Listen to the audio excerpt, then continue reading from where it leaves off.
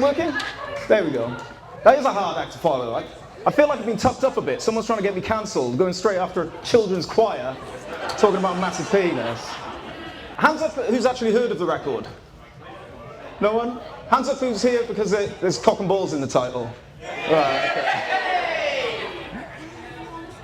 Yeah, sure. Okay, yeah, fine. So yeah, last November, in the Brecon Beacon Mountains, I ran 24 hours, non-stop, getting 10,000 feet of elevation gain to draw the world's biggest GPS drawing of a cock and balls. Thank you, thank you. A 75-mile manhood masterpiece. Not exactly something you hang in the Louvre, but it's my own personal masterpiece anyway. And to be honest, it was absolutely brutal. Don't let the smiles fool you. It was the hardest thing I've ever done in my life. No pun intended, right? It's going to be full of puns, this one. So if you're drinking, 2 fingers every time there's a dick pun, okay? Yeah, it was brutal. It was desolate. It was barren. The first 16 hours were in pitch black. There was fog. Could only see like a meter in front, with your head torch. Lonely, miserable, depressing. But as you can see, I loved it at the end. But it was the hardest thing I've ever done. But the challenge actually just went completely bonkers. I did not expect how far it went. On Instagram, in total, with all my posts, I had over 5 million hits or views on Instagram, which is crazy. You can see the post there, 1.1 million. Almost 1 million on that one, 500,000, and collectively it was 5 million across. I did not expect it to go like this. We went as far as the New York Post. It was in the Guardian, in my underpants. The whole world was seeing me in my underpants. It was in the BBC News. It was in the Daily Mail. It was in the Sun. It was in the Metro. It honestly went completely nuts. 2 fingers. It went as far as Australia, New York, America, Japan, New Zealand. Oh yeah, I was even featured as a question on Have I Got News For You? Do you want to see the clip? Can we play the clip, please? What record has a runner in Wales recently set? Using a tracker. High heels. He was in high heels. Oh. Yeah, it's gone. Using a tracker hit the biggest cock and balls in history. What? On his tracker thing, he drew an enormous cock and balls. Using a tracker, Welshman Terry Rosoman set the world record for the largest ever GPS drawing of a penis. Okay. Let's take a look at that penis, please. If this is in any way an accurate description of a penis, you should see a doctor. Particularly if that measurement's accurate. But believe it or not, some people weren't happy with what I'd done. Some people had the cheek to say that the only reason I did it was to secure my name as the #1 search result when you Google search world's largest cock and balls. And they'd be exactly right. I actually got that. I am. If you search world's biggest cock and balls, I am that. But I did have a much nobler cause in mind. Men's health, specifically men's mental health, is a very important topic to me, as we'll go into in the talk. And I wanted to raise money and awareness for Movember, the men's mental health charity. I only wanted to raise about £1,000, but with it going worldwide, I ended up raising over £10,000. Thank you. Thank you. I became the 2nd biggest individual fundraiser for Movember that year, so it was amazing. But I haven't always been this charismatic, handsome, athletic, good-looking, running Jesus, and modest that you see before me. I was in pretty bad shape. That was me tipping over 100 kilos, obese, heavy binge drinker, recreational drug taker in 2013. And we'll come on to that. And this is what I want to do today. I just want to share with you guys my story about the record, about how I've turned it around through challenges. So from rock bottom to record breaker, but in my own unique way. So I'm going to share with you the 6 lessons that I've learned. Bit of a disclaimer before we start. I am going to try and give you my own version of a TED Talk. I'm going to try and sound deeply profound, which is dangerous, as I'm about as profound or as deep as a paddling pool. but there might be the odd innuendo chucked in and dick joke, so that's something, okay? But who am I? I'm Terry Rosoman. I'm an exceptionally average challenge enthusiast. For the last few years, I've been trying to do challenges, raise awareness, raise money.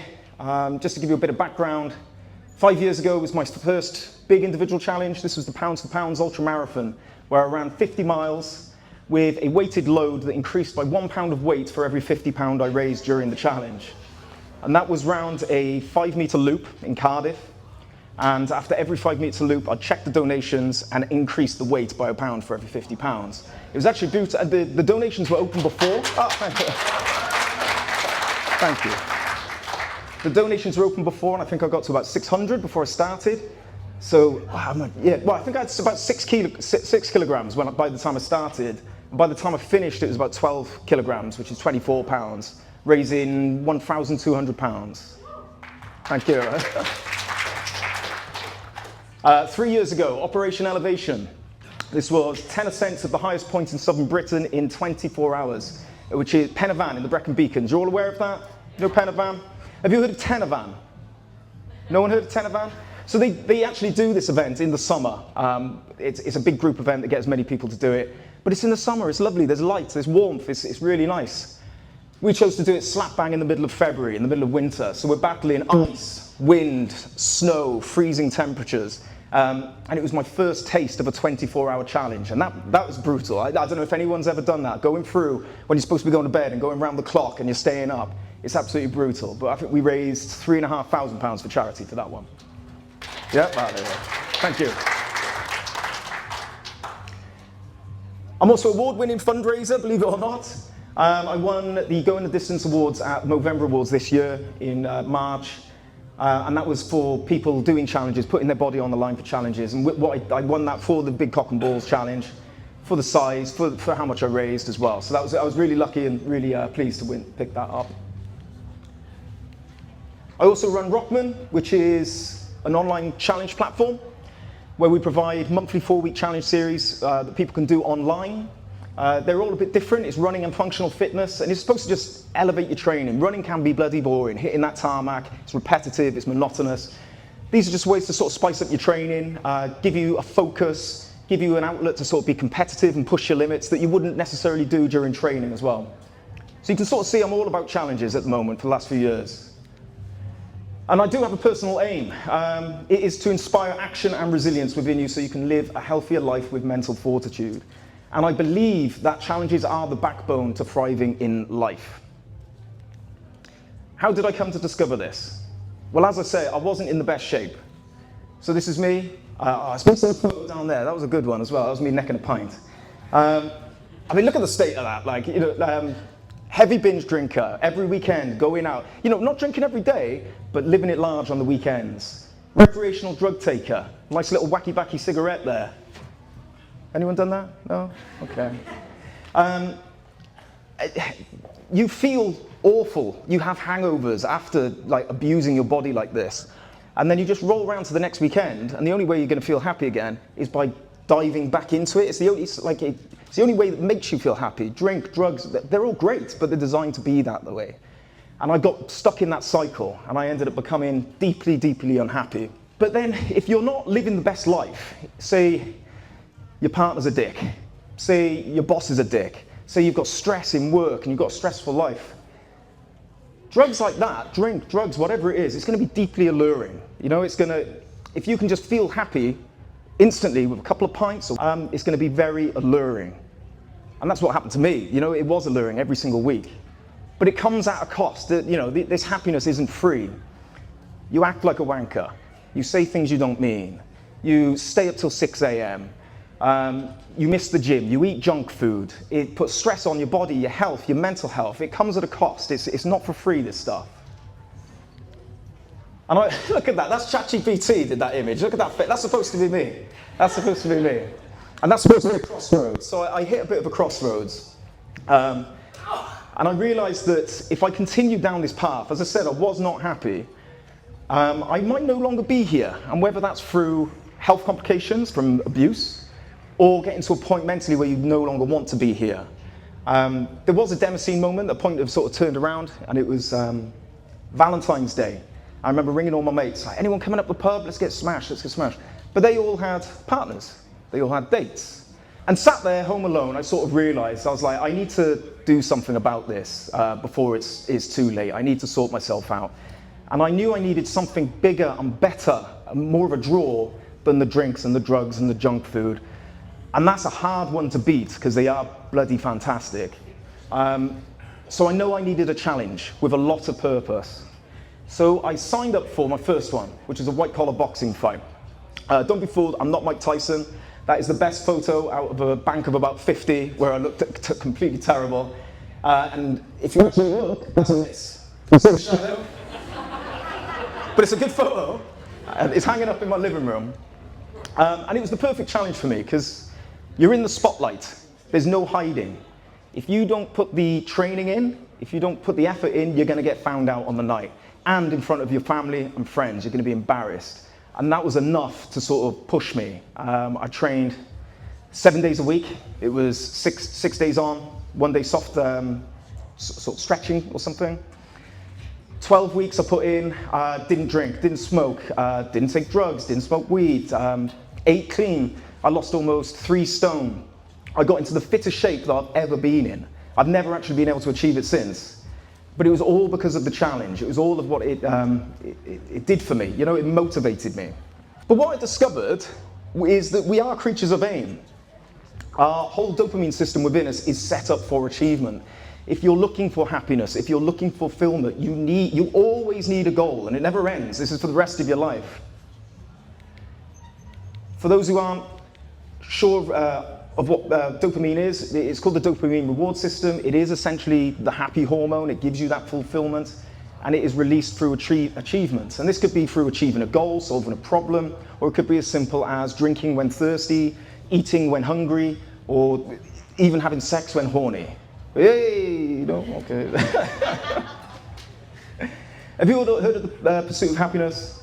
It's like it's in the American Constitution. In my opinion, that's actually wrong. It is the happiness of the pursuit. It is in the pursuit of goals that we do truly find happiness and fulfillment.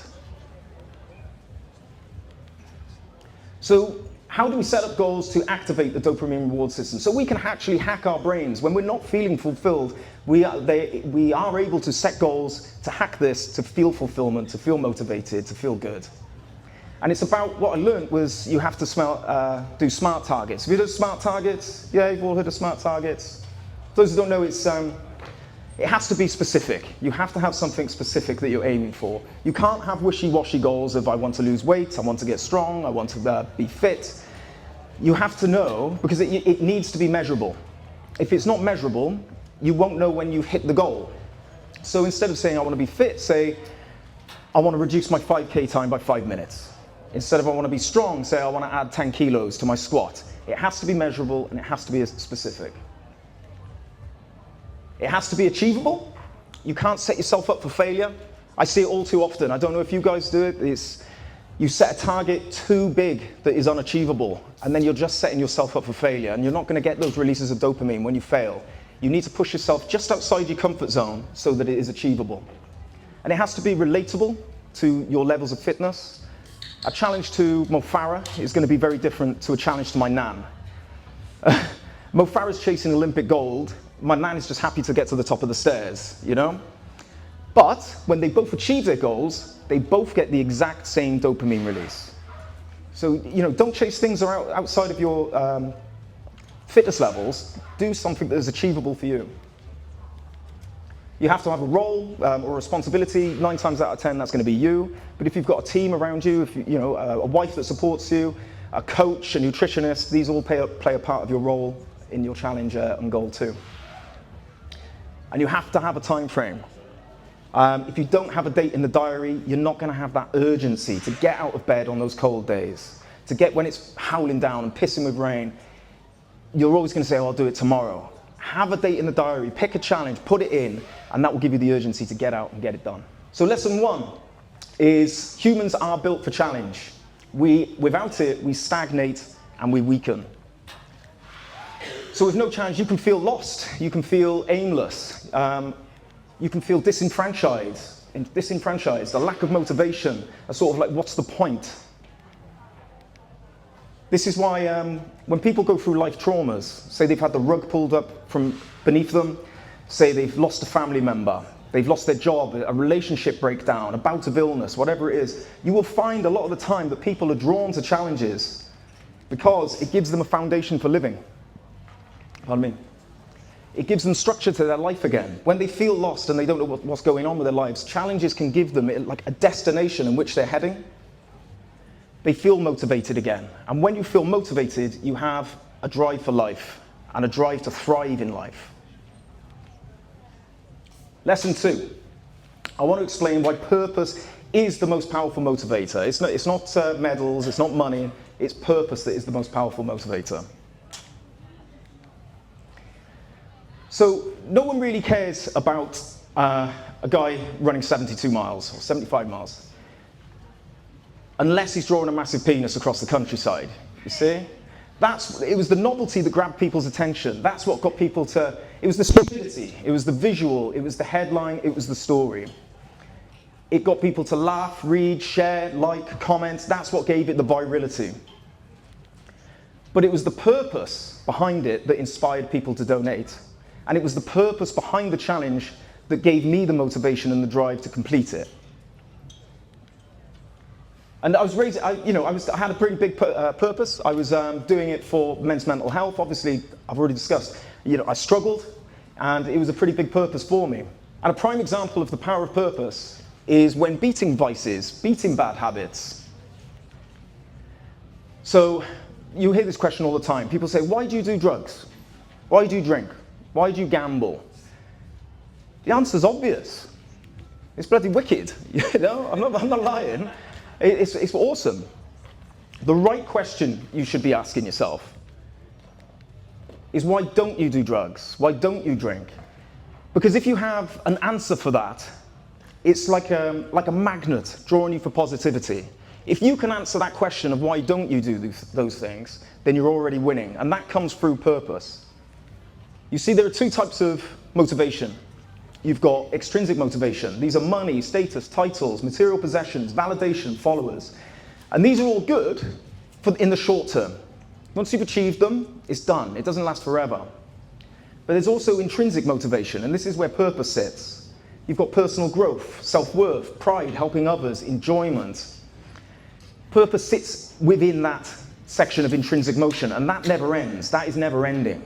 Before I go on to this one, have you heard of people, the influencers online? They say discipline beats motivation for breakfast, right? Anyone seen that? A lot of people of influencers online now are saying that discipline is better than motivation. I just want to put this argument to bed. Discipline is intrinsic motivation in action. It is actually motivation. It's about your identity. You want to be disciplined, so it aligns with this personal self-growth of intrinsic motivation. That led me on to discover that there is a secondary dopamine system within us called the incentive reward system. This releases dopamine when actively working towards a goal that we find deep and meaningful. You don't even have to achieve the bloody goal. As long as you find what you're working towards deep, meaningful, aligns with you intrinsically, you're going to get never-ending buckets of dopamine and fulfillment. Heard of this one? Do something you love and you'll never work a day in your life? Yeah? That's wrong as well, in my opinion. That's wrong as well. Another one. Do something you love and you'll work harder than you ever have before, but the tools will feel light in your hands. That is the correct way to think about it. When you're doing these challenges, align it with something within you, and you'll just love it constantly. So lesson 2 is intrinsic purpose is the most powerful motivator. With purpose, people push harder, they go further, they go faster, they recover quicker. And if you're raising money for charity, they dig deeper into their pockets. So if you're going to do a challenge, if you're going to do a run, an ultramarathon, marathon, whatever it is, make it stupid, make it bold, but most importantly, make it meaningful. Lesson 3, I want to explain the hardest part of a challenge, and we're going to talk about the cock and balls for a bit as well. So that's me sat there at checkpoint 1. I had just done 22 miles up the shaft, across the helmet, sat at the tip, I think it was about the Jap's eye. And I was done. Honestly, I didn't know if I could continue. I was absolutely done. Can you see that elevation map at the bottom there? That is 20 miles of essentially uphill.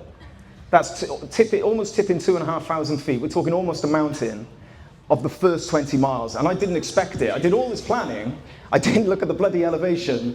And it caught me off guard. And I was absolutely done. And then I still had 50 miles to go to the end.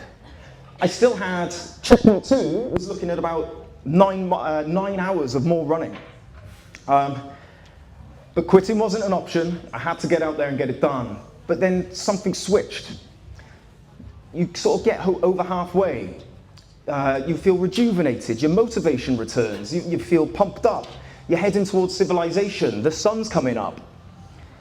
And what I learned in that moment was that the worst part of any goal is always the beginning. If you can get through that, you'll be in the clear. And starting a goal is always the worst part. It's always the hard part. It's the fear of failure. It's the fear of judgment. It's the fear of the unknown. If you can get past that hurdle, the rest of the challenge will be absolutely fine. I guarantee it.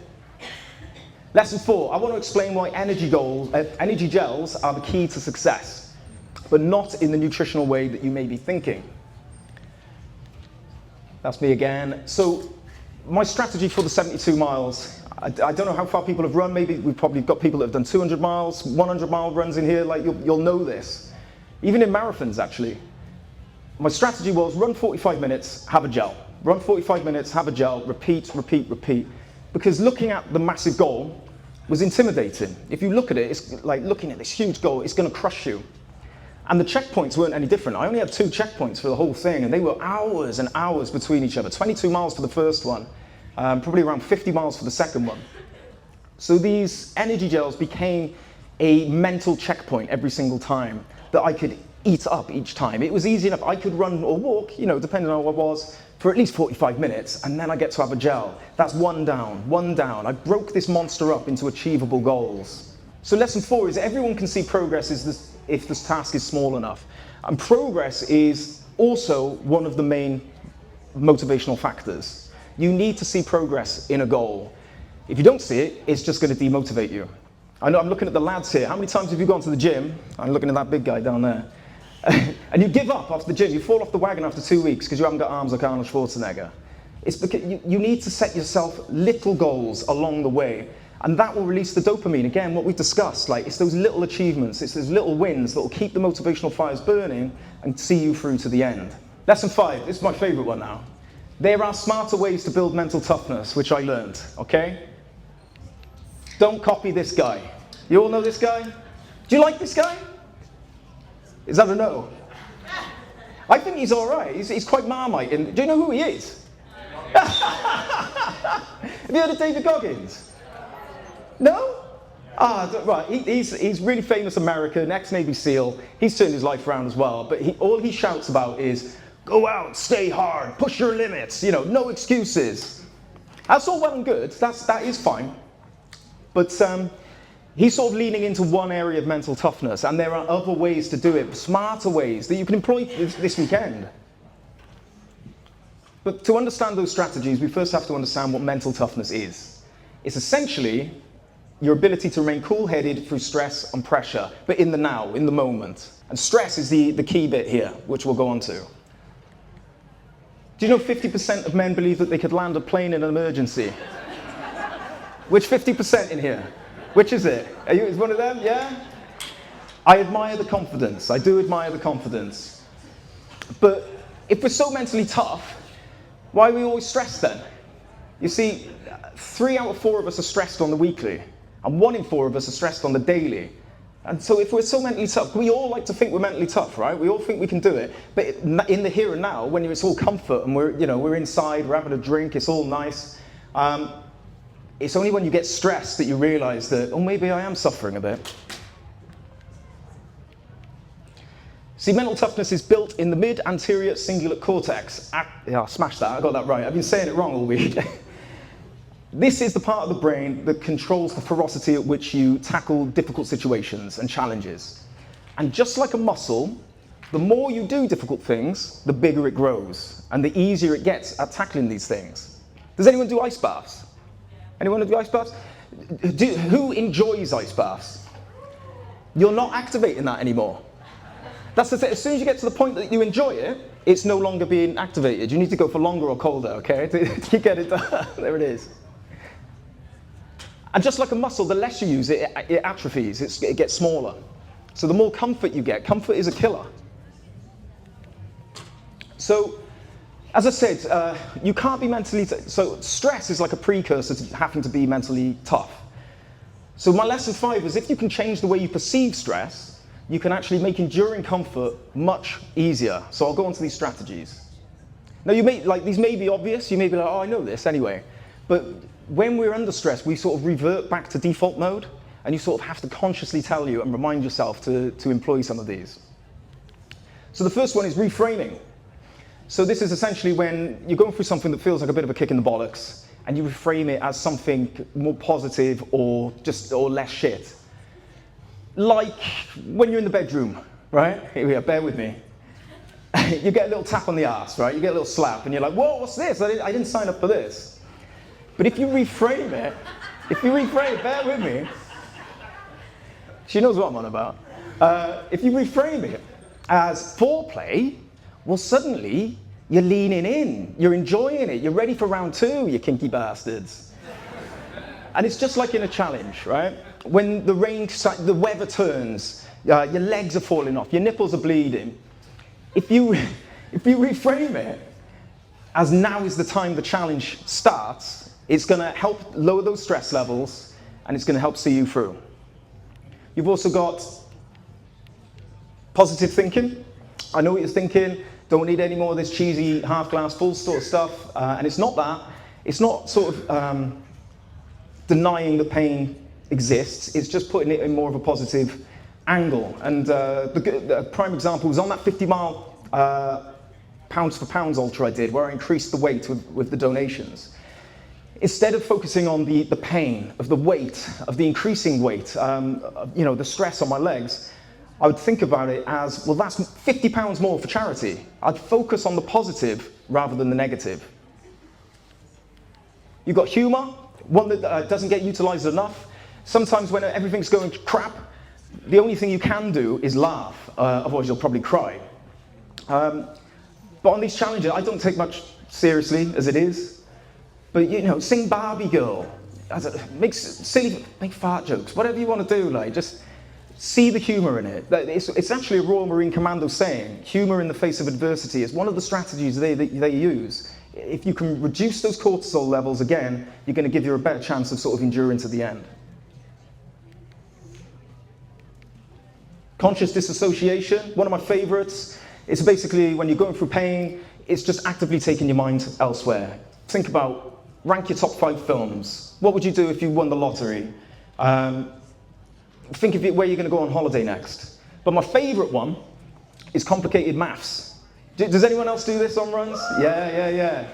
So work out, right, how long have I got to the next checkpoint or the finish line? What's my minutes per mile? Next minute, you've taken 20 minutes to divide 4 by 18.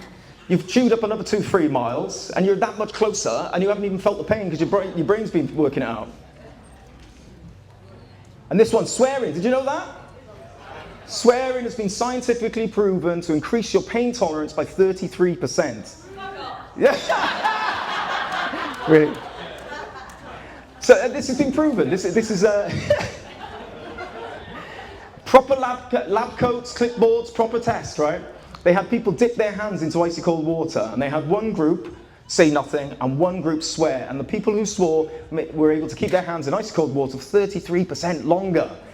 And what it does is it activates the fight or flight mode within you, the adrenal system. It gets the adrenaline running. It's priming your body for action, to either fight or run away. And it has I can't say it. Numbing qualities. I can't say it. You know the word I'm trying to say. It can actually numb you to pain. So this is what I want to hear. On these trails this weekend, if I don't hear people swearing, right, I'll be having words. Lesson 6. This is the final one, guys. So honestly, thank you all for being here, okay? But we'll see it out with this one. This is the juicy stuff. You all want to know how to raise loads of money for charity, right? With your challenges. No? No one care? No? So to do my challenges, I employed a strategy called Blue Ocean Strategy. And anyone heard of it? No? Good. It's a way of differentiating yourself against the competition and putting distance between you so that you can stand out in your own category. So for example, if we look at challenges, you can break a challenge down into furthest, fastest, first, duration, novelty. There are more, but this is just for the sake of the example. And if we take Russ Cook, the speaker this week, the Running the Length of Africa, he pretty much slammed it on the furthest, the fastest, the first, the duration. But the novelty, people have run across countries before. All he was doing was running, right? People have seen that before. So the novelty wasn't necessarily there. So what I choose to do with the big cock and balls was to lean in the category where I could stand out on my own. And you can see there, so that's the largest cock and balls. The novelty of it was what stood out, is what made people take notice. And that's what you need to do with your challenges. If you're going to do something, think about how you can stand out alone. You can't just, FKTs, people do them all the time, but how can you make it different? Think about that. So lesson 6, I'll lend you this on this one. If you want to get noticed, you've got to be different, be weird, and most importantly, be unforgettable. Thank you very much.